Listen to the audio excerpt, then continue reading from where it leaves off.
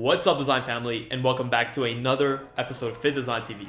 So glad to have you back on the channel. On today's episode, we'll go through my top 5 must-have accessories as a modern fashion designer. I use the word modern because I'm not classically trained in fashion. It's not what I went to school for.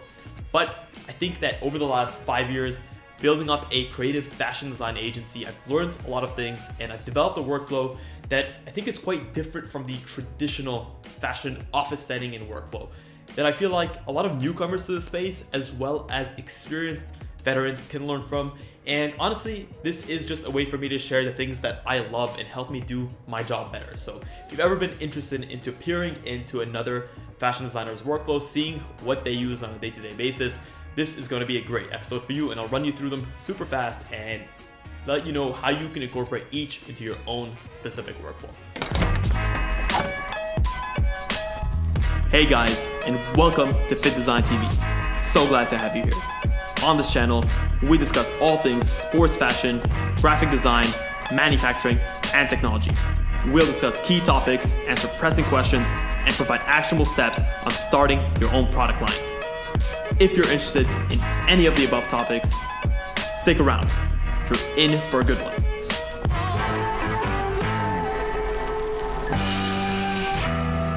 Number one, when it comes to accessories that I can't live without as a fashion designer, is going to be my fiberglass Tailor Tape. I love the fiberglass Tailor Tape because number one, the fiberglass makes it flexible and extremely durable. You can have one of these for years and years to come and it will stand the test of time. At the same time, the flexibility allows me to use this in a variety of scenarios.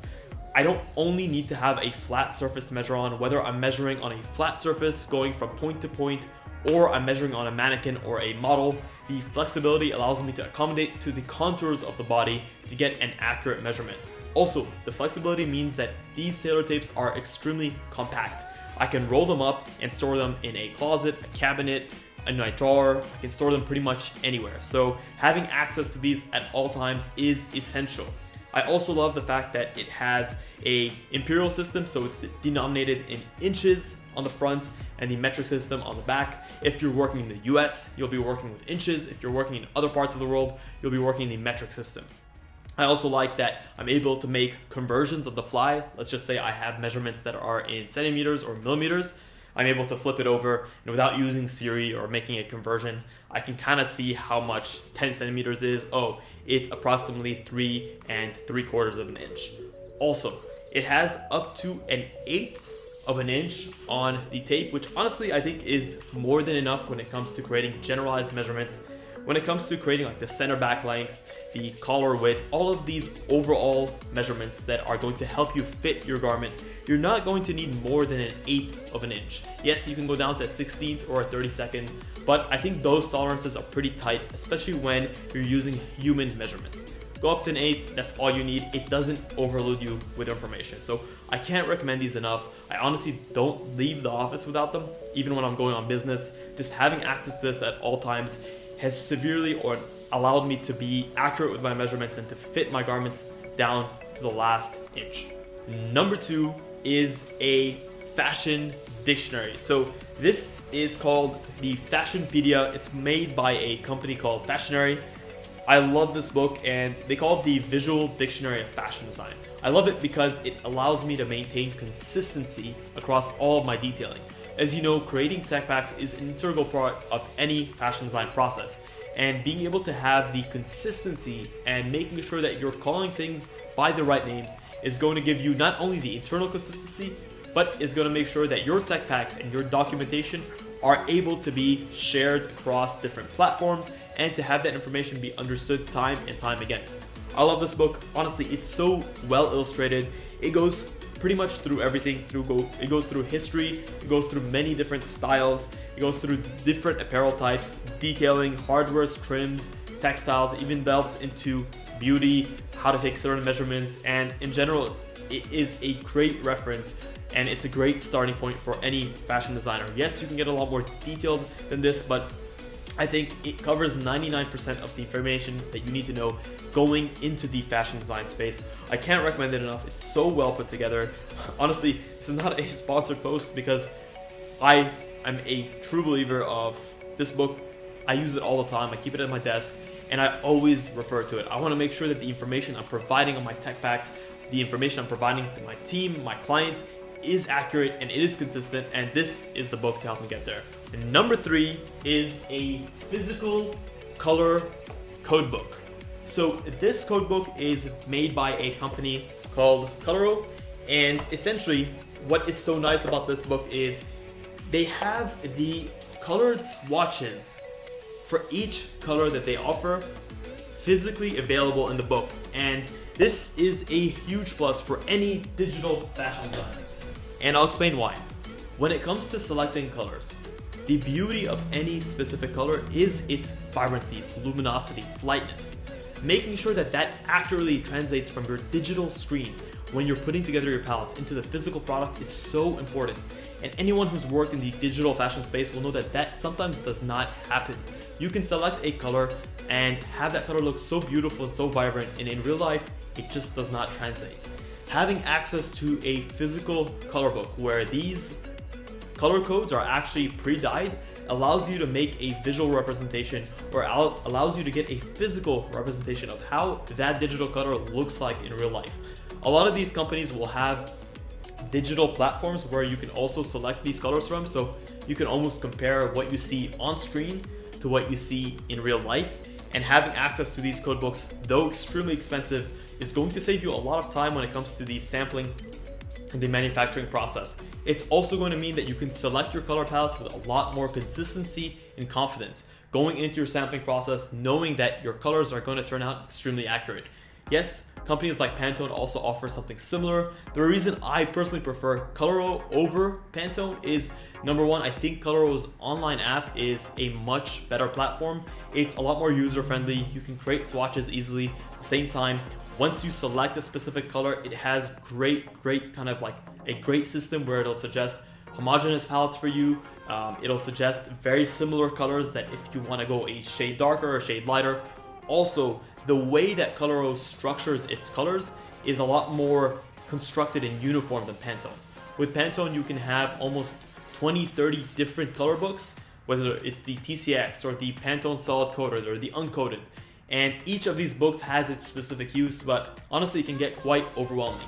And I find that the TCX option, which is what Pantone offers, is quite limited compared to Coloro. Coloro just has a lot more shades, whereas you'll notice you have shade red here and shade red here with Pantone, and those are the nearest shades. With Coloro, you almost get 2 additional shades between those shades. So that gives you a lot more flexibility, and it gives you the ability to really hone in on what color you want in your palette. I can't recommend it enough. Check it out, Coloro. Number 4 is a quite simple one, and it is a rollable hanger rack.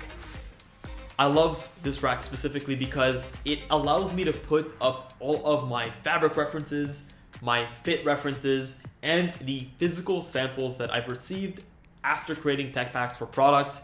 And the reason that it is such an integral part of that process is fashion is iterative. Once you create your initial design, that goes off to the factory, you create a prototype out of it for fit adjustments, for fabric adjustments. So having access to those pieces at all times near your working space eliminates the friction from that. It gives you access to your integral pieces at all times to make key executive decisions on your designs and how you develop them. Also, the rollable aspect of it. Why is a rollable rack a lot more important than a static rack? Well, it's that collaborative experience that fashion design brings with it.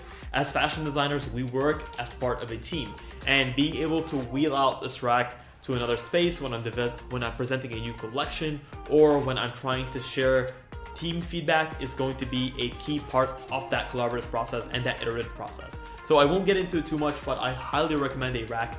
Make sure you get a rack with good wheels on it so that you can move it easily without scuffing up your floors. And this one is just a generic rack, but it's honestly a big plus and I can't recommend it enough. Last but not least, and if you guys are viewers of this channel, you will have heard me mention this product many times before, is an iPad Pro. This is an iPad Pro with the complete setup, so it has the case and a pen. And honestly, this entire setup has just made me a much better digital designer than I could have ever envisioned. I'm someone who doesn't personally think that they are a good sketcher, but when it comes to drawing on the iPad, I'm able to create extremely professional and accurate looking technical drawings that really allow me to get my role and the ideas that I have across. The drawings that I'm able to create on here, 3-4 years ago, I would have never dreamed, and honestly, I would have thought that these are the works of a very experienced and talented designer, whereas here, I'm able to create amazing drawings with my limited skill set using apps like Procreate. I'm not gonna get into it too much, but an app like Procreate allows me to use things like the symmetry tool to create flat views in half the time by being able to automatically, as I'm drawing, use a symmetry line to project my lines reflected on the other side. I also love the variety of pen tips that I'm able to use to create different strokes, effects, wrinkles, shades, shadows, the outlines. There's also a great streamline feature on Procreate that allows me to take away the jitter out of my drawing, out of the strokes that I'm drawing, which makes my drawings look a lot more pristine and precise and well put together. I also can't recommend the double tap, triple tap feature enough in Procreate. Honestly, without the double tap, triple tap feature, my drawings would not look the way they do, because I'm able to draw the same line 3, 4, 5, sometimes 10 times and undo and redraw seamlessly with little time without having to erase. And that allows the finished product to look so much better. I've also noticed by having that ability to redraw and draw a line over and over, my pen strokes have gotten much more precise and concise over time. It's something that I'm trying to get better at, but having that ability to redo and try over and over again has allowed me to actually hone in on my drawing skills more and more. So I can't recommend it enough. Also, I have a Paperlike screen protector on here. You know, it's not the best paper screen protector out there. It's a little bit expensive, so I don't recommend the Paperlike specifically. There are other cheaper options that I definitely recommend out there, but this specific one, you know, it allows me to get a more natural feel when I'm drawing with a pen tip. Yes, with the Apple Pen drawing on glass, it can feel kind of weird sometimes, so having something with a bit more grit is going to go a long way towards making you feel more comfortable drawing. Also, why the iPad as opposed to like a Wacom tablet or a Huion?